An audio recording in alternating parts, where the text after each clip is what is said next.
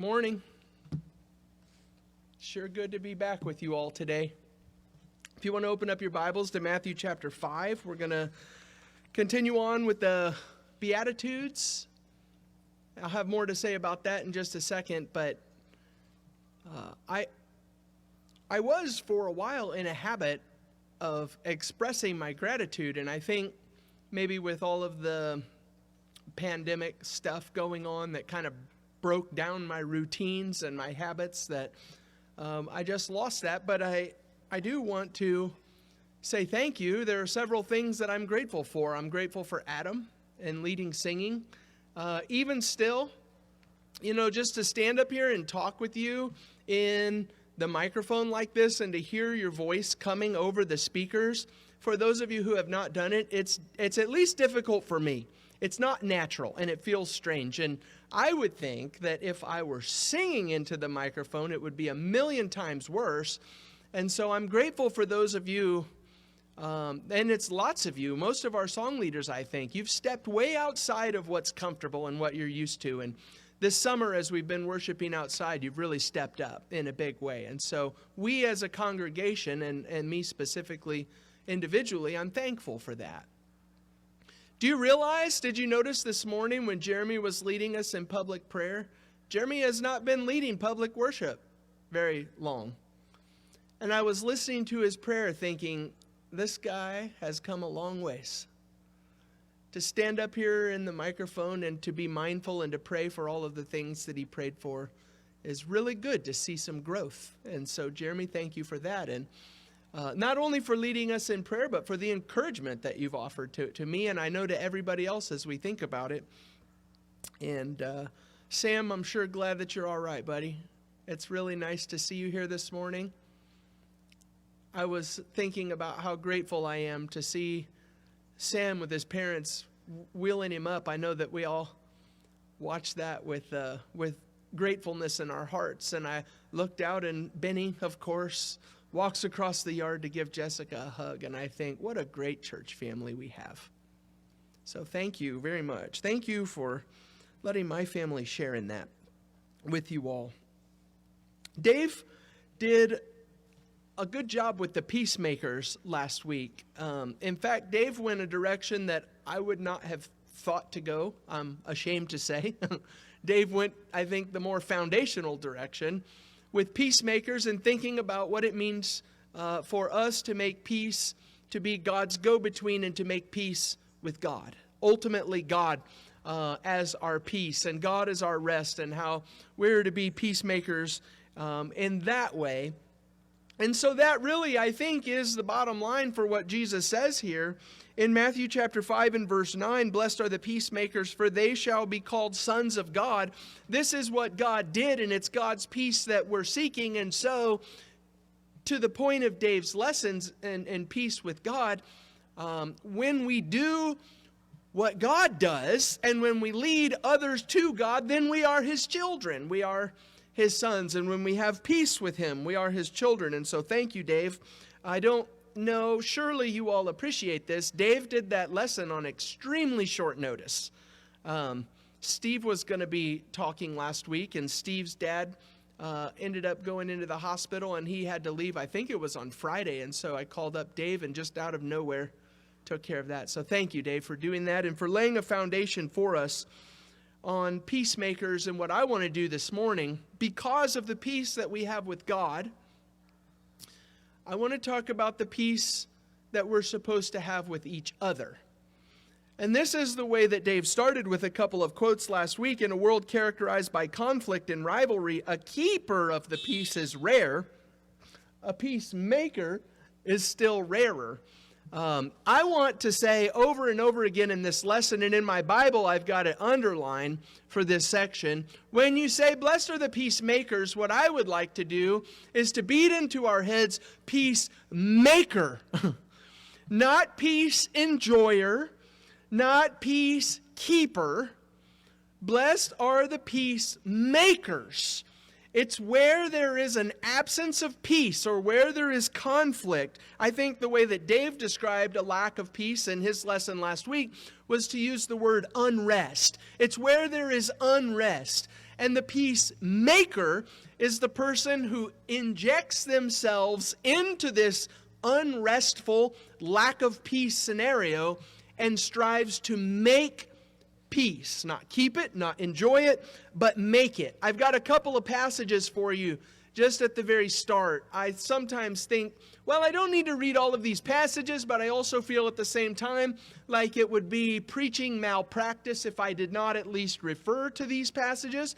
If you've got room enough in the margin of your Bible to write cross-references, I would think that there are at least 2 verses that you need to have in mind next to blessed are the peacemakers all the time.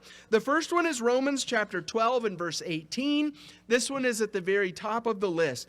If possible, so far as it depends on you, live peaceably with all. Every single word in that sentence matters. If it's possible, you got that? So many times in our lives we say, well, it's not possible. I did my part, it's not possible. Well, you didn't try hard enough. Because there's a lot of stuff that's possible. If it's possible, so far as the responsibility rests on your shoulders, so far as you have something to do with this, if it's possible, live peaceably with everyone. Another passage would be Hebrews chapter 12 and verse 14. Strive for peace with everyone. Strive there is an active word that implies that we're trying really hard and putting forth a lot of effort to make this thing happen. Strive. Strive for peace with everyone. Even though I think that I've got enough references in this lesson to this point, there's just another one that I think of all the time along with this subject, James chapter 3 and verses 17 and 18. And what I like so much about James 3 is that it's almost a list of priorities. James says in this order, the wisdom from above is first pure, okay? Now I want to stop there, and I always stop there. When we talk about peace, we're not talking about peace at all cost. And we're not talking about peace at the expense of purity. There's some problem within our family. There's some problem within the church family. But even though this problem exists, maybe there's some sort of controversy that needs to be handled, or some sort of striving among people, some sort of tension that exists with some people. And so there's a lack of purity, but we say, you know what? We've already read 3 passages. Blessed are the peacemakers, if possible, so far as it depends on you, be at peace with all men and strive for peace with everyone. Peace is really important, so let's just work towards peace. No, in James chapter 3, he says, first, our top priority is purity. The wisdom from above is first pure. But then, after purity, listen to this. He says, then it's peaceable. And as you read through the rest of this list, think about how many of these words have to do with our peacefulness with one another, with our getting along together, and how some of these things might contribute to our peacefulness as we strive to be at peace with each other. It's first pure, then peaceable, and listen to this, gentle, open to reason, full of mercy and good fruits, impartial and sincere, and a harvest of righteousness is sown in peace by those who make peace. That's the second time now that we've seen the idea of making peace. It's an active thing that we do, that we work to accomplish. I want to do one more passage. 1 Peter chapter 3. I was a little bit inclined. I don't think that I would actually do this. Never rule it out for me. But I think that we've probably had enough on peacemakers now that I'm doing a second lesson after Dave's already done one, but I'm a little bit inclined to do an entirely separate lesson that comes completely from 1 Peter chapter 3 verses 8 through 13. And I won't do that lesson right now, but I want to at least refer to the text, and I want to tell you how I would go through this lesson. And if you're interested in such a thing, guys, or young men especially, if you are thinking, I would like to do a short lesson. I would like to, like Jeremy. Jeremy has extended himself and has started to grow in his efforts to lead our congregation in worship. I would think that this would be a great place to start with a lesson. Listen to what Peter has to say. In 1 Peter chapter 3, starting in verse 8, finally all of you have unity of mind, sympathy, brotherly love, a tender heart, and a humble mind. Those are some things that go along with peace.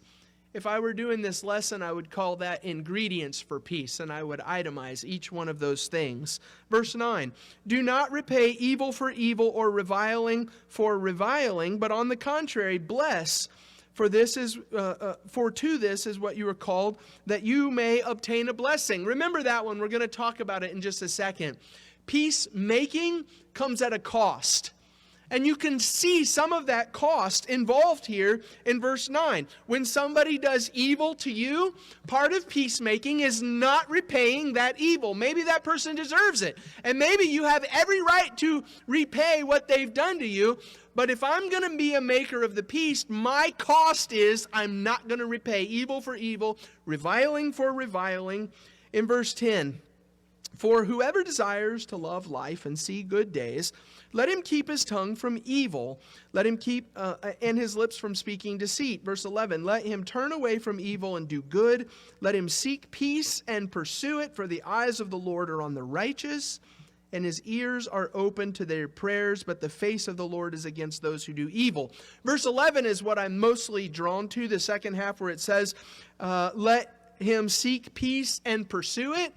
We did not too long ago, I think it was in 2019, a biblical poetry class. And so if you were at least a part of that class, the word parallelism should sound familiar to you. Biblical poetry oftentimes presents ideas in parallel lines that are either together, they go with one another, or they're opposite, and they're opposite from one another. This is an opposite parallelism in verse 11. And what I want you to notice, look at it, it says, let him turn away from evil and do good. Let him seek peace and pursue it. Do you notice in this parallel construction what the opposite of making peace is? It's evil. Don't miss that and don't underplay that, what he says here.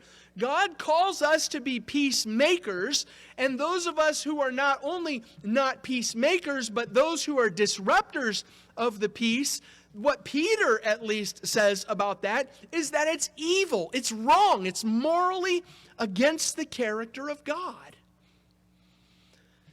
And so there are some introductory thoughts, I suppose, in different passages about peacemaking, what God expects for us to be makers of peace, not keepers, not enjoyers, but makers of the peace. I have referenced throughout this Beatitude lessons a book by John Stott. It's called The Message of the Sermon on the Mount. And he said something on this one that I really liked, and I want to read it to you. It's just a short little line.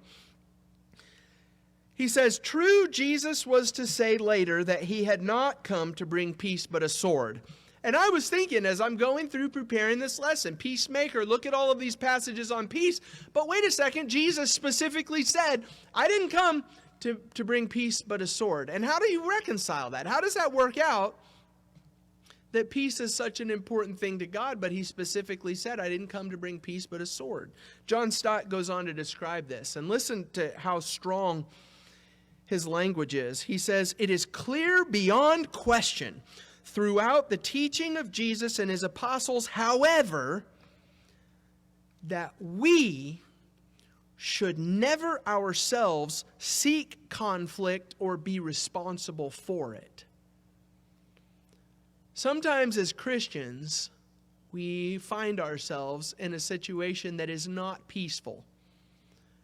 But what John Stott is pointing out here, and I think this is the way that you reconcile what we've read about peace and what Jesus had to say about not coming to bring peace but a sword, the way that you reconcile that is to say, yes, there are going to be circumstances where we find ourselves in an unrestful situation, where we are not at peace with others. But what Stott here is pointing out is that that should never be our fault. It's not because we are going out stirring up the conflict and creating the controversy. The world doesn't like what we have to say. Jesus said, if they came after me, they're going to come after you. And so that's not a surprise to us. But we don't go out trying to create trouble with other people. We are children, sons of God, and you are blessed when you are a peacemaker.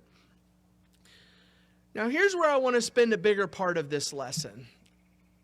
At least it's the bigger part in my notes. I think now, after having heard myself, that the first part was probably the bigger part. But this is where I'll say brace yourselves. I've already alluded to this a couple of times, but I want us to just personally, together, honestly think about this next part with being a peacemaker. I try very hard to be fully transparent and open and honest in my preaching and my teaching. And so this would be a part of that. Sometimes I say, easy to say, hard to do, whenever we're talking about different parts of what it means to be a Christian and what God said He expects from us. In terms of peacemaking, this is where I would say brace yourself, because making peace is an exceptionally difficult thing to do. This is not just a simple little beatitude where we read it and we step back and say, blessed are the peacemakers. All right, I'm going to be a peacemaker and move on with our lives and try and offer some soothing words and think that that's the end of our responsibility. Being a peacemaker is an exceptionally hard thing to do, and I would even go so far as to say, in some cases, it's a dangerous thing to do.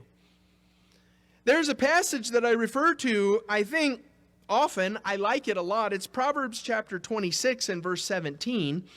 And I think that this has something to do with our peacemaking context. Psalm 26 and verse 17. Well, if you find Psalm 26, 17, you're doing better than me. Let's try Proverbs 26. Proverbs 26 and verse 17. Sorry about that.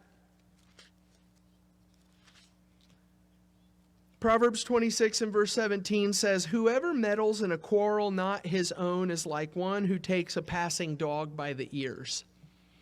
I've asked you this before, and I think Doug Boyer is the only one who has come close to helping me with this, but I've not actually found it on the computer, so I still am asking for help. I think that it's a John Wayne movie.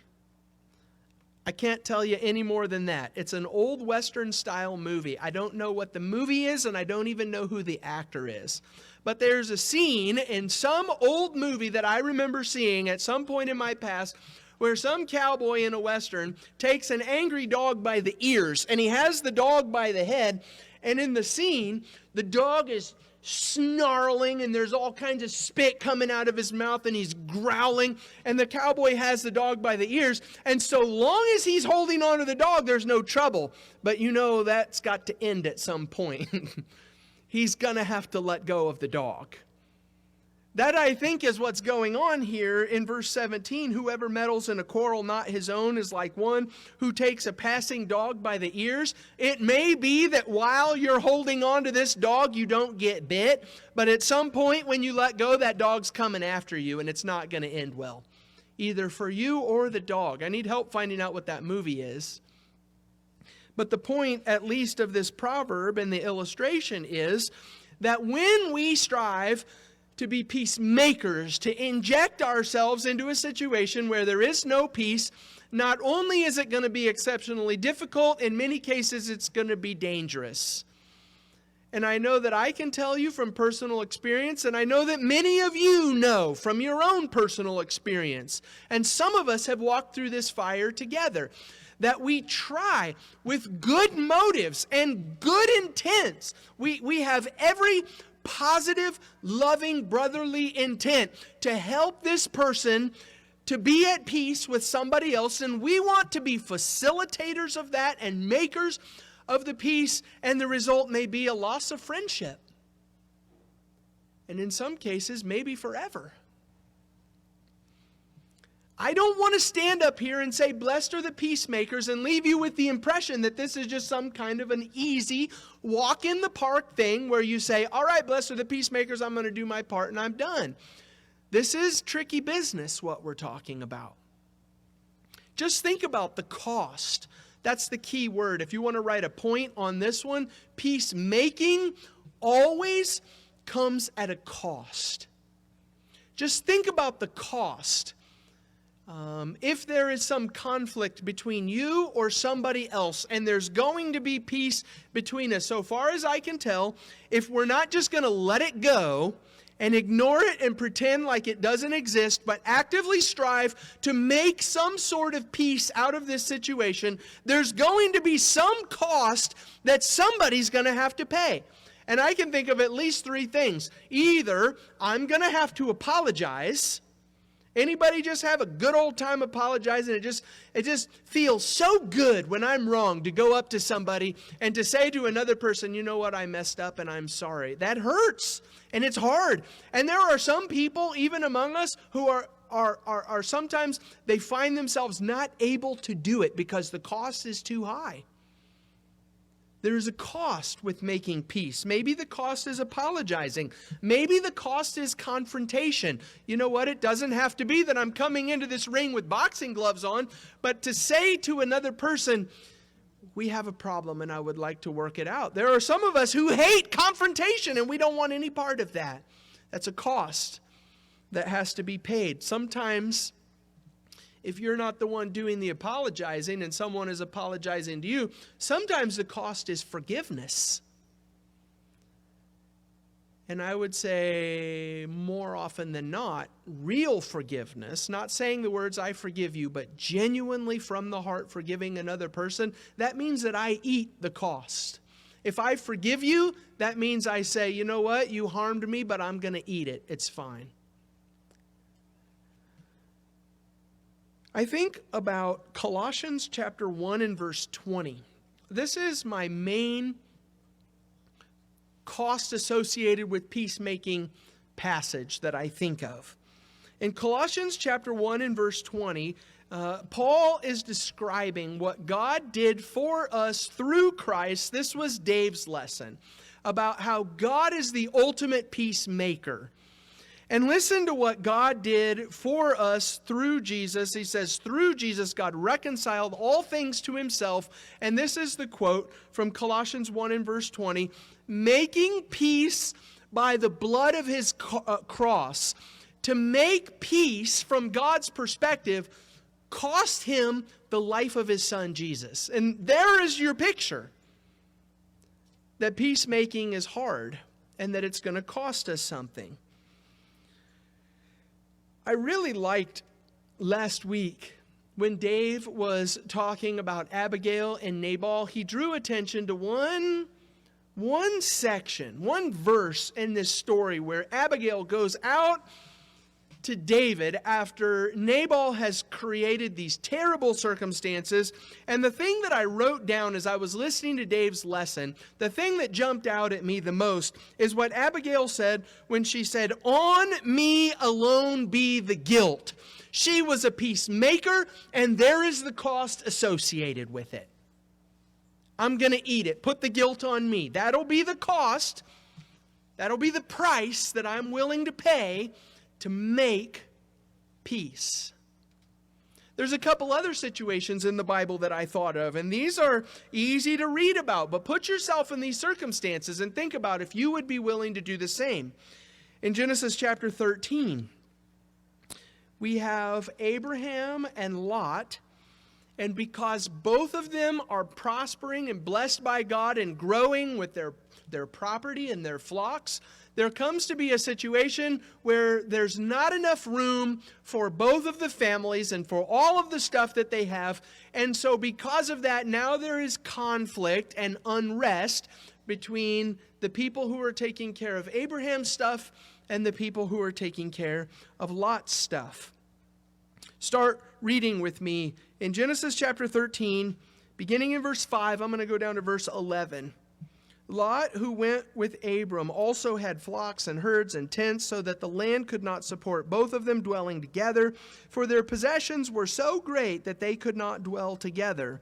There was strife between the herdsmen of Abram's livestock and the herdsmen of Lot's livestock at that time.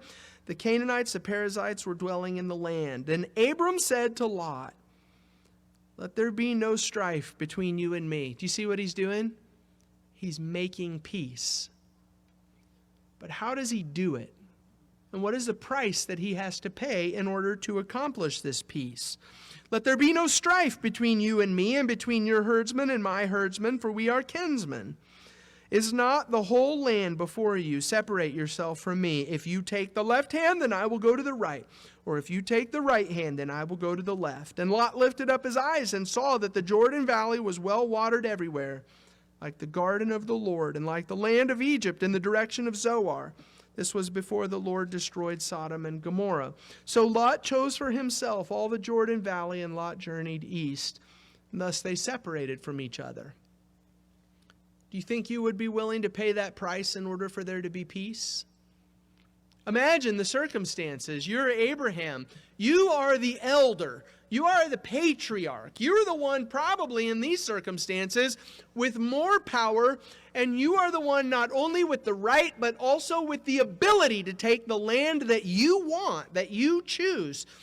This just so happened to work. Well, not so happened. God was working a plan. But in this situation, it worked out for Abraham in the end for Lot to say, you know what? There's the good land over there. I'm going to take the good land, the land that looks good, that my flocks and my people, we're going to prosper and we're going to flourish over there.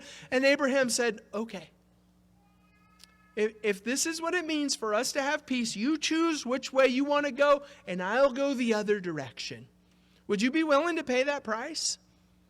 If there's some conflict, if there's some strife between you and somebody else, or if there is some conflict or some strife between two other people and you are injecting yourself to be the peacemaker, are you the one who is willing to say, in order for there to be peace, how about this? How about I eat the cost? And then we can have peace with each other. Would you be willing to do that? Ask yourself genuinely, honestly.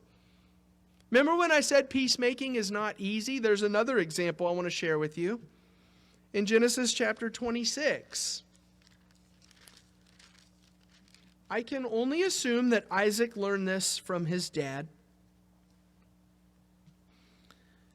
In Genesis chapter 26, starting in verse 17, Isaac goes around from place to place, and he and his family dig wells. Now imagine how difficult it is to dig a well, especially in the Middle East, how deep you have to go, and how you would protect this if this water is your actual life. He and the people who are with him, they dig a well, and this water is their livelihood. And as you read through this story, listen to how Isaac handles different confrontations and different problems that come up along the way. Verse 17, "So Isaac departed from there and encamped in the valley of Gerar and settled there. And Isaac dug again the wells of water that had been dug in the days of Abraham his father, which the Philistines had stopped after the death of Abraham. And he gave them names that his father had given them. But when Isaac's servants dug in the valley and found there a well of spring water, the herdsmen of Gerar quarreled with Isaac's herdsmen, saying, 'The water is ours.' So he called the name Esek, because they contended with him." Okay, so there's hostility. Abraham dies. The people of the land they see this as an opportunity. This is a chance to get rid of Abraham and his noisome family, because they are just growing and they think that they own the place. I don't know why they would think that. And so Abraham dies and they fill up the well. Isaac, Abraham's son, goes and he digs up the well again. And the people who filled it in, who didn't want him there in the first place, now that he's dug it, they come and they push him out and they say, "That's ours. We want that." And I want you to notice how Isaac handles this. He throws his hands up and he says, "Okay, fine, you can have it." And he moves on. Keep on reading. In verse 21, they dug another well. And they quarreled over that also. So he called its name Sitnah. And he moved on from there and dug another well. And they did not quarrel over it, so he called its name Rehoboth, saying, "For now the Lord has made room for us, that we shall be fruitful in the land." After all of the effort and after all of the high cost involved with digging a well and what that means for your family, Isaac said, if this is going to be a problem for us, then I'll just move on and dig another one. Would you be willing to do that? I'm not talking about pride or forgiveness or any of these other costs. I'm talking about this is your source of water in the Middle East. How are you going to give water to your family? And Isaac says, I'll just go dig another one. What cost are you willing to pay? How high of a price are you willing to pay in order to be a peacemaker? Would you be willing to pay the price that God paid? You know, forgiveness for us is free. That doesn't mean that it's free. God is the one who ate the cost. I think about this a lot with politics. I told you some of the things that are the reasons for why I'm in the Beatitudes right now, going through the Sermon on the Mount, whether it be in talking about marriage and the marriage relationship. You remember what started this for me was Jake and Katie and talking about marriage with them, and how I always think the Sermon on the Mount is just a perfect place to talk about marriage and how husband and wife deal with one another. Can you imagine in your home and in your marriage if there were peacemakers? Whether it be the husband or the wife or both, who wanted peace in the home and were willing to eat the cost and pay the price for there to be peace. I thought about this during COVID and the time of COVID and some of the stuff that's going on. I think that our congregation is flourishing. I think that my opinion is that we're doing really well. But everywhere I go and everything that I hear from other people, I hear these stories about they don't want to wear masks, and there's controversy within the congregation because somebody doesn't want to wear a mask. And what about the Lord's Supper? You know, that was some really hard stuff when we can't meet together. How do we eat the Lord's Supper? And somebody can't figure out how to get along with somebody else, and so people are leaving churches, and there's division and all kinds of strife in different church families. What if during this time of COVID, Christians did what Jesus called us to do and stepped up as peacemakers, and were willing to pay the price and eat the cost for there to be that peace? What if that would happen? And here we come with the election season. You know, I hear people say stuff all the time like, this is the worst it's ever been. I don't know if you're trying to make a point, if you're just ignorant of history. But if you look back at not only American history, but also world history, and you think about the world in the days of the Romans, even in the Bible, even among the ranks of Jesus' followers, you had people who were tax collectors, Matthew the tax collector, who worked for and supported the Roman government that was an occupying, hostile force against the Jews, and the Jewish people hated the Romans, and especially the tax collectors. And then, not only was there Matthew the tax collector, but there was Simon the Zealot.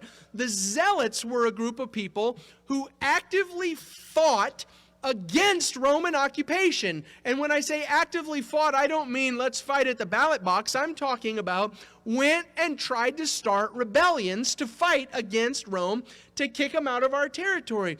And within Jesus' 12 apostles, there is Matthew the tax collector and Simon the Zealot. There is no greater degree of political unrest between two groups of people who found some way to make it work. No, let me take that back. They didn't find some way to make that work. Jesus made it work because he was their king and the one that they both were committed to serving. And so in the ancient world, you have religious division. You have the Pharisees and the Sadducees and the Essenes and all of these different brands of religious divisiveness. And Jesus comes to all of them and he says, if you want to be God's people, you got to leave that garbage and come to me. Can you turn to Isaiah 52 with me? This is our message.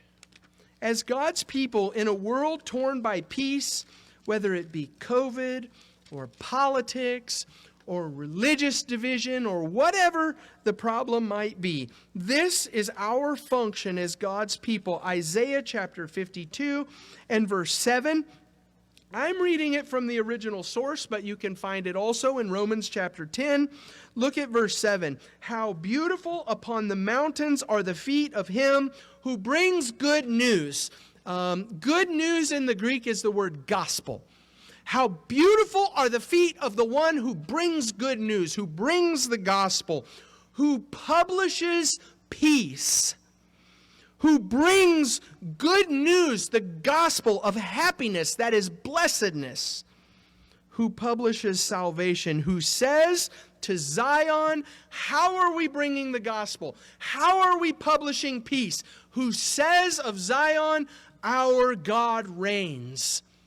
The way that we can be at peace with each other and with all men is to leave all forms of division and strife that this world has to present, whether it be COVID or religion or politics, whatever it happens to be, and to say Jesus is the source of all of it. And I will bow my knee to him and serve him. And when I do that, and you do that, and you do that, then we're able to find the peace of God that surpasses all understanding. This world has no concept of it. Blessed are the peacemakers, for they shall be called children of God. These are the people who are made after the image and the likeness of God. And so, if possible, so far as it depends upon you, live peaceably with all. Strive for peace with everyone. Be a peacemaker. If you're here this morning and you're not a Christian, one of the things specifically to do with Christianity, and I might even go so far as to say the thing specifically to do with Christianity, is that we no longer have hostility but peace with God who is in heaven. If you know about Jesus who offered himself on the cross in order to pay the price to buy our peace, and you have the faith and the trust in him and what he's accomplished, to hand over your life, to repent of your sins, and maybe some of that sin in the context of this lesson is to have been a divisive person, to turn away from that, to now be a peacemaker, to die to the old self, to bury the old man in the waters of baptism. There's water in that building right now, and even though we're social distancing and outside, if you want to be at peace with God today, we'll go in and watch it happen. If there's something that we can do for you, come forward. Make your needs known as we sing the invitation song.